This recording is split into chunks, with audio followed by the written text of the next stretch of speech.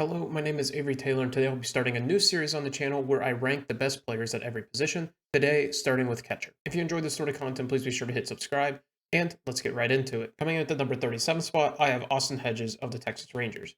As a Pirates fan last season, words cannot describe how much pain this guy brought me whenever I'd see him step up to the plate, and that is backed by all of his numbers, with a 184 average, 234 on base, 227 slugging, giving him a 461 OPS that simply just does not cut it as an everyday player in the MLB, and how he continues to get contracts with that sort of production still is beside me.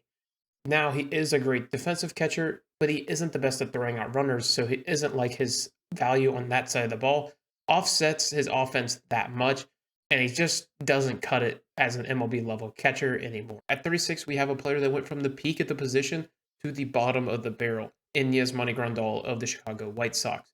With a 234 average, 309 on base, 339 slugging, and a 648 OPS, he is a better hitter than Hedges, but albeit significantly worse behind the plate. I wanted to give this guy a little bit of due just because of his career and keep him one spot above Hedges, but there really hasn't been a lot to talk about whenever it comes to Yasmani Grandal the last few seasons. At the 35 spot, we have another Pittsburgh Pirates catcher who is just stinking up the joint in the MLB. In the last two seasons, we have seen his offensive performance take a significant dip, and he's no longer being in that gold glove sort of conversation behind the dish either. He really doesn't do a lot well, but he has a little bit more defensive presence than Yasmani Grandal, so I put him in that spot. At 34, I have a guy who's seemingly benched during the middle of the season, Christian Vasquez. He was surprisingly an above average defensive catcher last season, but the offense has really taken a turn for the worse, only hitting 223 with a 280 on base, 318 slugging, giving him a 598 OPS.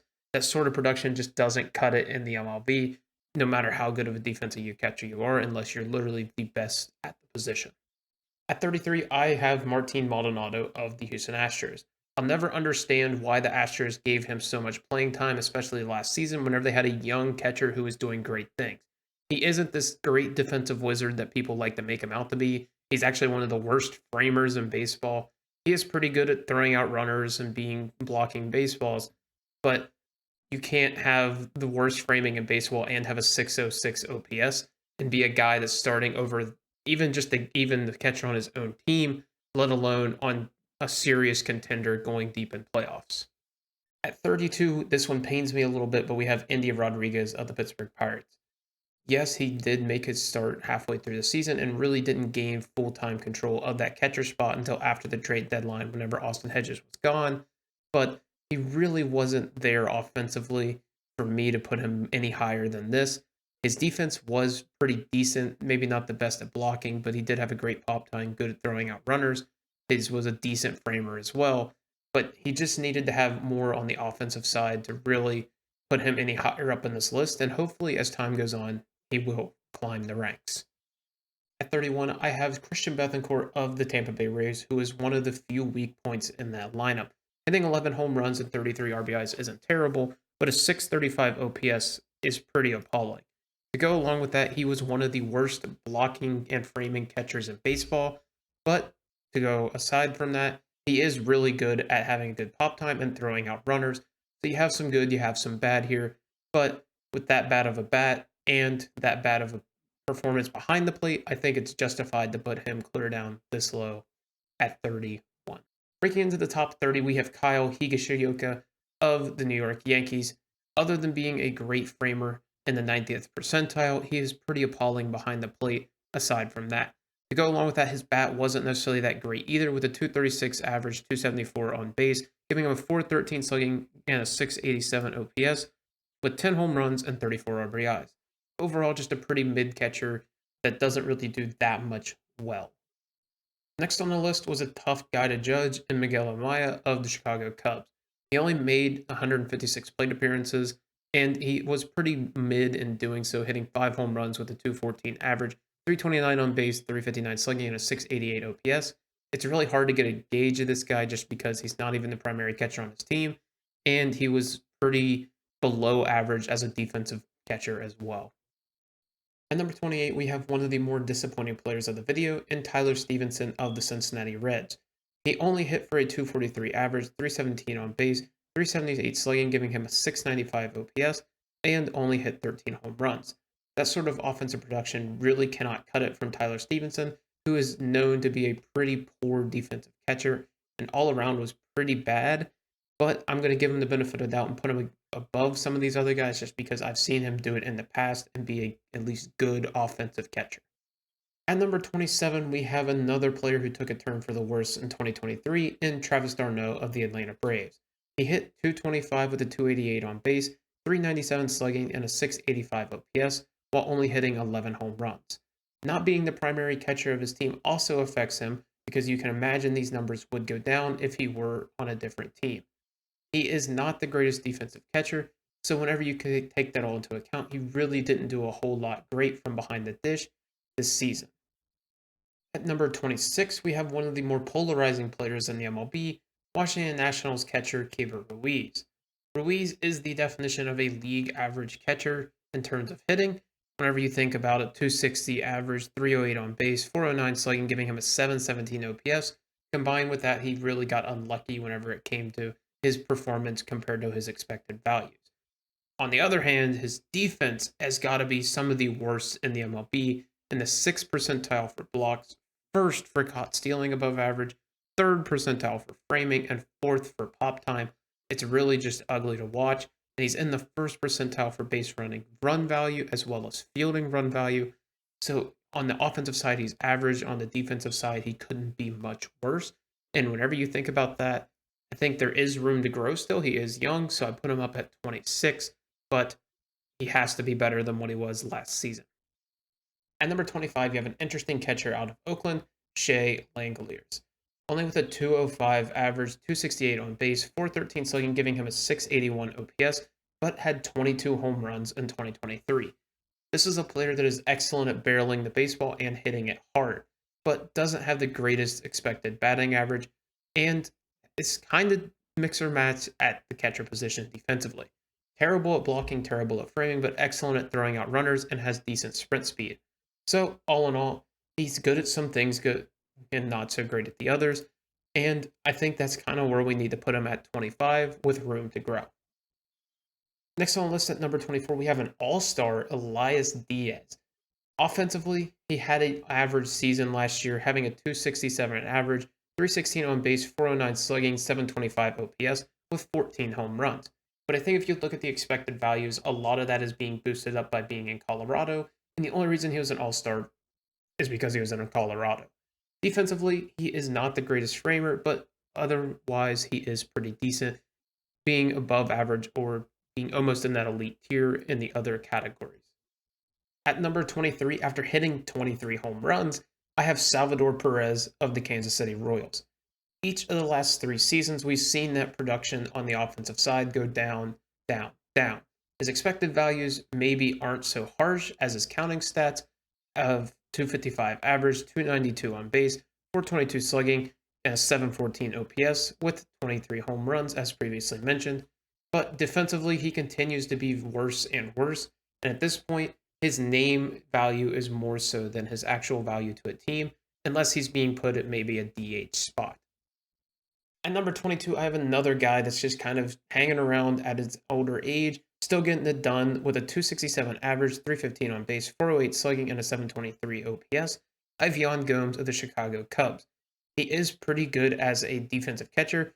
Now, pop time isn't necessarily there, but he is still above average at throwing out runners and is great at blocking. So I think that's pretty much a league average guy, in my opinion, at the number 22 spot. At the number 21 spot, I have a really rough player to grade, and that is Logan O'Hoppe of the Los Angeles Angels. The reason he's so difficult is he only had 199 plate appearances last season, but in those appearances, he did bang. Had a 236 average, 296 on base, 500 slugging, and a 796 OPS, but defensively, he is still rather poor. So I'm betting on the upside here and thinking he's going to continue to develop, and hopefully he can get a little bit better on the defensive side. At number 20, I have a player who has no problems on the defensive side, really, and Patrick Bailey of the San Francisco Giants. Defense is the name of his game. He's in the 98th percentile in caught stealing above average, 100th percentile of framing, 95th percentile of pop time. He isn't the best at blocking, but you can get around that.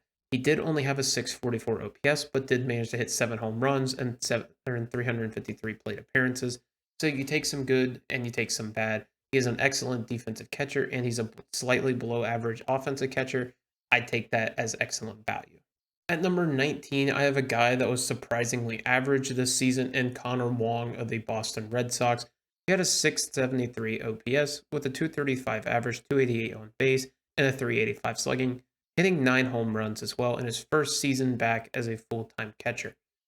Again, not the greatest as an offensive catcher, pretty league average, but does some things well on the defensive side, being in the 78th percentile of pop time and 92nd percentile of cat stealing above average.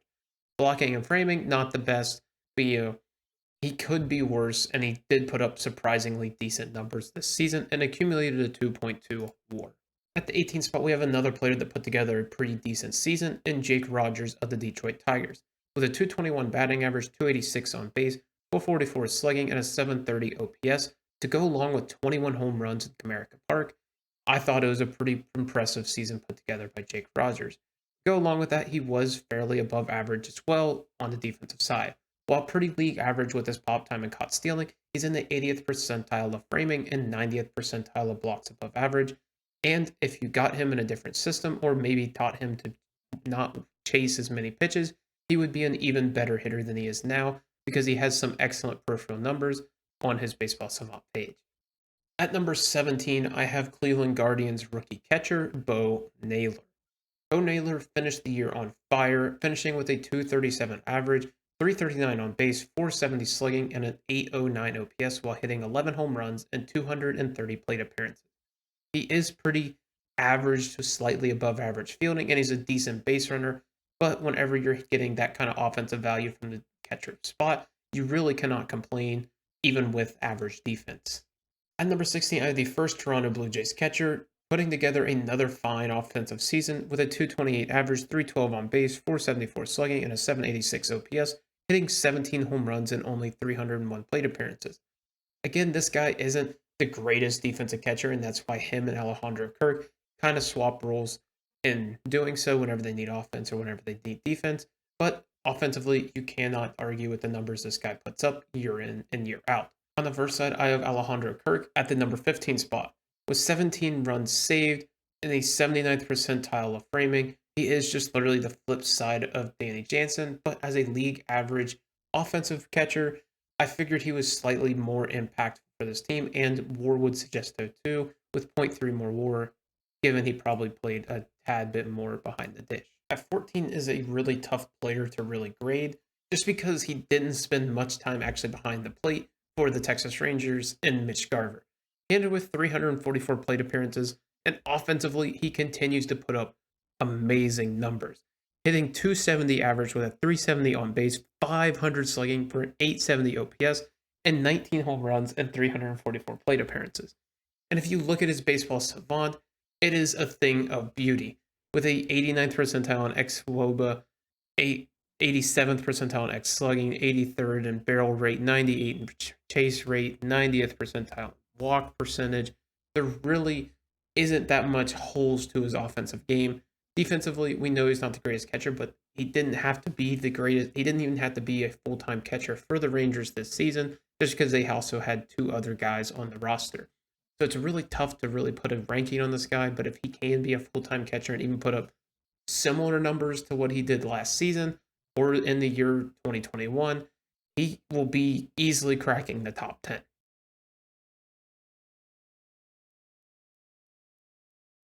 At the number 12 spot, we have the catcher for the New York Mets in Francisco Alvarez. For a player that hit 25 home runs, you would expect his offensive game to carry it, but his defensive game is really what shined through. Being in the 95th percentile of framing and 67th percentile of pop time really bode well for the young rookie, but he was not very great at throwing out runners, and he did strike out quite a bit. Finished the year with a 209 average, 284 on base, 437 slugging, and a 721 OPS. You would like to see him be a little bit more consistent of a hitter and be better at throwing out runners with his good pop time. At number 11, we have a player I personally am really high on, and that is Yainer Diaz of the Houston Astros. Yes, I know it was really aggressive to put a player who wasn't even the full-time catcher of his own team onto the list this high. But if you look at the offense production in limited time, He hit 282 with a 308 on base, 538 slugging, giving him an 846 OPS, hitting 23 homers and 377 plate appearances. He also is really good behind the dish, being in the 90th percentile in blocks above average, 81st percentile in caught stealing above average, 21st in framing, but 86th percentile in pop time as well. This guy's great behind the dish whenever he gets there. He is great at hitting. Obviously, these numbers probably will come down quite a bit with a full-time role behind the dish, but even his baseball savant is a thing of beauty. If you get the chance, just go look at it because it is amazing. And all around, this is a great catcher who just needs more time, I think, in the spotlight, and people will start to realize. At the number 10 spot is a player much less about projection and what's already on the table for you. Cal Raleigh in 2023 hit 30 homers while playing excellent defense as a catcher. There's really not much more that needs to be said. He's a great framer, great at throwing out base runners, and hit 30 home runs in 2023. Really not much more needs to be said. Obviously, he could be a little bit more consistent to his game in terms of offense. That would be great, but whenever you're hitting 30 bombs from the catcher spot, you really cannot complain. At the number 9 spot, we have a player I didn't necessarily expect to be quite this high, but it is Gary Sanchez of the San Diego Padres. Once again, his bat shined through, hitting 19 home runs and 267 plate appearances with a 217 average, 288 on base, 492 slugging, giving him a 780 OPS. And to go along with that, he was pretty decent behind the plate with an 86th percentile pop time, above average framer, and good at nabbing runners. Not the best at blocking, but whenever you have great offense and pretty above average defense, I cannot put you any lower than that. At number 8, I have another Texas Rangers catcher. This one's the final one, I promise, and Jonah Heim. Another guy that's just excellent defensively. He's in the top 97 percentile in framing, 90th percentile in throwing out runners. Not the best pop time or blocking, but it's serviceable. And to go along with that, his bat finally showed up this season, hitting 18 home runs, hitting 95 RBIs. I didn't want to take that into account too much, but it is an impressive number nonetheless from behind the dish. And all around, you have great offense, you have great defense. He could have been a little bit better in terms of maybe more OPS or something like that, but you really can't judge him too much. He had a great season, and that's going to land him at the number 8 spot. Really took a big jump up this season. At number 7, I have the final rookie of the video, and that is Gabriel Moreno of the Arizona Diamondbacks. This might be a little bit unfair to Jonah Heim and some of the other experienced catchers on the list, but this catcher was phenomenal, especially defensively in 2023. With the highest WAR on the list of any catcher and the highest DRS of any catcher, there really wasn't a whole lot wrong with Gabriel Moreno's defensive game. Maybe could have been a bit better framer, but overall was absolutely phenomenal. The best catcher at throwing out runners in the MLB. And offensively, he was slightly above average, really close in OPS to Jonah Heim, surprisingly, while only having 7 home runs and 50 RBIs. And just to think he could have played a lot more if it not due to injury. At the number 6 spot, we have Wilson Contreras making his first year appearance on the St. Louis Cardinals, and it did not disappoint with a 264 average, 358 on base, 467 slugging, giving him an 825 OPS, and did some good things defensively. Not the best framer, not the best blocker, but great at throwing out runners and great at hitting baseballs. Was amazing. Even peripheral stats love him. Absolutely no complaints from my side. And a very similar player to him, William Contreras at the number 5 spot. Again, very similar. Hits the baseball well, and I think he was just a little bit better defensively. I think they are near identical offensively. It's kind of scary. One has an 826 OPS, one has an 825. One hit 17 homers, 20 homers, 78 RBIs, 67 RBIs. Really close. Really close offensively, and I think William does edge him out slightly defensively, but kind of in the opposite ways. Whereas Wilson is more geared toward throwing out runners, William is just a better pure catcher in framing and blocking. So I think whenever you consider that, William is a top 5 catcher and just slightly edges out his brother. At number 4, I have JT Realmuto of the Philadelphia Phillies. Realmuto's game did take a step back significantly in 2023 on the offensive side. But whenever you consider what he does defensively, it's hard to put him any lower whenever you consider how good he is with his offense added on top of it and his base running as well.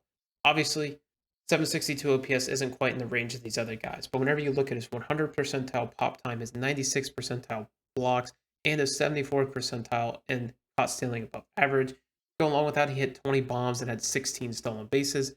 He was still pretty good, but some of these peripheral numbers don't love him, and he might be starting to show his age just a little bit, but I still think he's in this top 5 pretty comfortably, and you could see him bounce back pretty easily, even though his numbers did start to decline this year.